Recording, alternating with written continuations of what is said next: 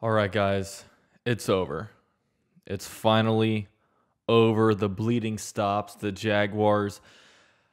The season is over for the Jaguars. The Jaguars lose to the Indianapolis Colts 28-14, ending what will be a 1-15 season after the Jaguars lose 15 games in a row.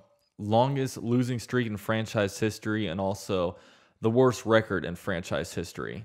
But this year's a little bit different, man. We've had a lot of bad seasons: 3-13, 4-12, 5-11, 6-10. Those have been pretty much the records outside of 1 year in the past decade. But this year, the Jaguars do so much losing, we lock up the number one overall pick, which will ultimately be Trevor Lawrence. So, all this losing comes with an ultimate prize, as the Jaguars obviously will be able to get Trevor Lawrence. And now is where the season gets fun. This is where everything happens, man. The GM spot is open right now. I would expect in the next day, if not tonight, then tomorrow, that Doug Marrone will be gone. I would probably expect it to be tomorrow, only because this was an away game. I would doubt that Doug Marrone gets fired before he gets on the airplane, but maybe later tonight we hear something.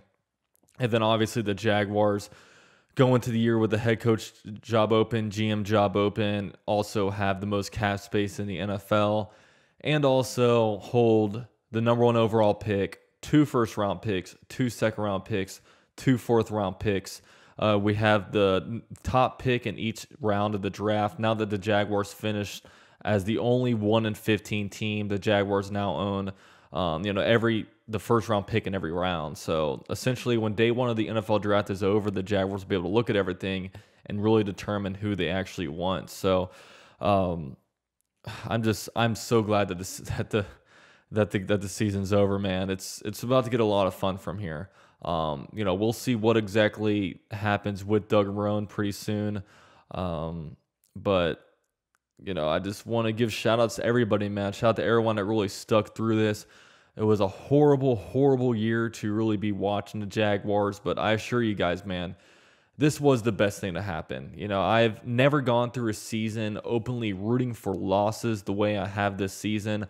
I was essentially on the whole tank train since week 3 after the Dolphins game, when I kind of saw what Minshew was and kind of what we had on this team. I understood that this team really was not going to be able to go very far. At best, maybe 6-10, but 6-10 doesn't get you anywhere. And at some point, we just need to get our franchise quarterback. And one of the best quarterbacks to really ever come out will be going to the Jaguars. And all this rooting for losses. Hopefully, I won't ever have to do that again. Hopefully, it'll be at least 20 years before I have to root for all these losses again. Obviously, there's a lot to be done outside the quarterback position. The 2 most important things are the quarterback and the head coach, really, on a football team. And it seems like the quarterback thing is going to be relatively easy to get.